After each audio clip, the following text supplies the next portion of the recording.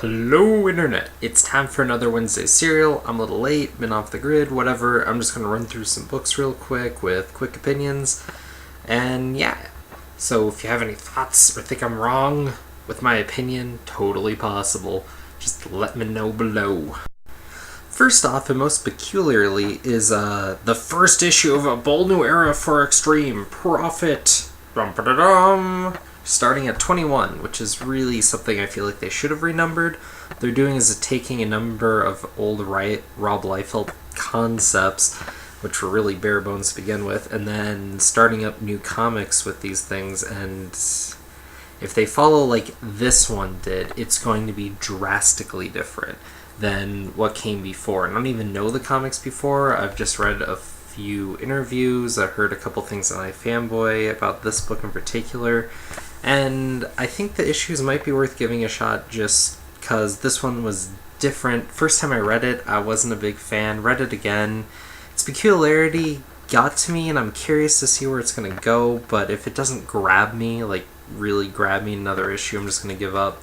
Because the first half of this was just kind of this weird narration that kind of brings me into the world, but yeah, it's so much. See here, there's a couple other books. Glory, I know, is probably the one that's most anticipated. Big, strong, female, kick-ass type. Then Bloodstrike, which is probably going to be similar to Deadpool, at least in head looks. I don't know. I mean, Rob Liefeld only ever had 3 character designs, right? So they're all going to be starting on what would have been their next issue, and then the second issue of this new stuff will be issue 2, which I think is weird and dumb, and this is a good time for renumbering, but whatever. If it for some reason grabs attention, sells comics, good on Image. So Glory starts at 23, so if you're curious about that, and Bloodstrike is starting at number 26. So those come out in February, March. I'd recommend checking out this book just for something different. See if you like it, see if you don't. Don't know. Next up is Captain Atom, which is one of the very few books out of this whole DC 52 that I'm sticking with. And J.T. Krul is doing something interesting. It's not the greatest thing on the DC rack, but it's really interesting.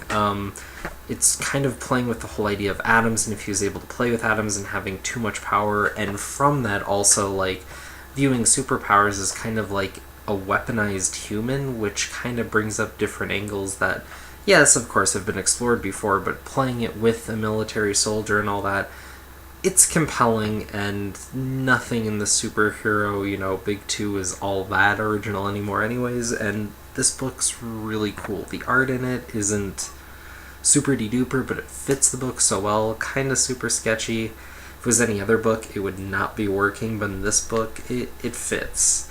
And it's interesting, kind of plays to kind of what's going on. So I don't know if you gave up on Captain Atom or if you're kind of sketchy on it. I'd recommend it. At least trying through issue 6, which isn't out yet but is around the corner, and that's definitely going to be kind of a point. And if it doesn't grab you with that much, definitely won't like it. But I definitely think it's one of the few books coming out of DC right now that's worth any notice whatsoever.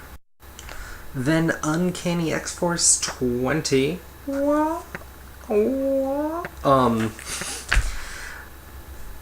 book's still written awesome, kind of starting to play in a little bit more of the weird end of X-Men. It happens, but the art is just not there, and if the art doesn't pick up, I'm gonna have to look ahead and whatnot, because I'm not paying $4 an issue when the art is just not coming together correctly.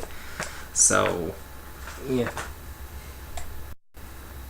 Then, just for note, I got something signed by Chris Claremont, a couple of X-Men issues from back in the day. I didn't get any of the big Claremont, Days of Future Past or Dark Phoenix Saga signed, because these were 2 issues that I actually read over and over when I was a younger child, and like back when I only had like 50 comics, so I read them over and over and had the time to. But this is a Juggernaut issue, but there's one line in this Uncanny X-Men 218 that always stuck with me. Their X-Men are getting breakfast after some training session. They're cooking up some, Eggs and Ham and Longshot still being the alien is going, undead baby birds and, you know, dead animal flesh. It's just something that's always stuck with me. So there you go, Blast from the Past. If you can, check out these issues. They actually, if you're looking for a decent Juggernaut story, it's something a little different. Then, as of Batman 5, this was an interesting damn book, and if you're not reading Batman right now, I don't know why not. They're just killing it on this book. Not much else to say. I mean, I don't even really like Batman that much, but this book is getting me into the character. Oh my gosh, issue 6 of the Ninja Turtles relaunch on IDW, and I'm loving this book. It's moving a bit slow, especially compared to old Ninja Turtles stuff, but I don't care. It's just nice to have a book like this on the rack again. It's kind of taking some of the best components of Ninja Turtles history and just kind of drawing it out. Once, you know, this is at 12 issues or something, go back and reread it, whatever. It's going to be awesome, and I'm just loving the ride. If you're into Turtles at all, this book's totally worth checking out. It's not even quite as dark as the older comics. It's hitting this nice medium to where I think most people could read it. It's definitely not, you know, for the youngest of readers, but definitely awesome. Kinda sucks that it's $3.99, but since it's still an independent book and whatnot, I'll let it slide. Wasteland,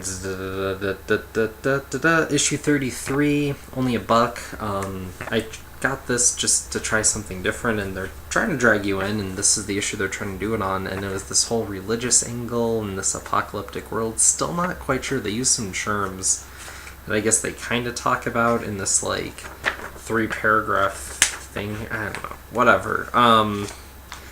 It just wasn't really engaging. It wasn't that particularly well written. Like, there's moments of drama. The best thing I could compare this to is The Walking Dead. And when people are sitting there and talking, you can feel the drama, and words aren't wasted, or if they are wasted, you get the sense that someone's rambling. People just kind of drone on here, and I don't care about any of them at all. I mean, you should be able to set up enough caring within even a few pages to grab something, and the art is just flat. It is just flat.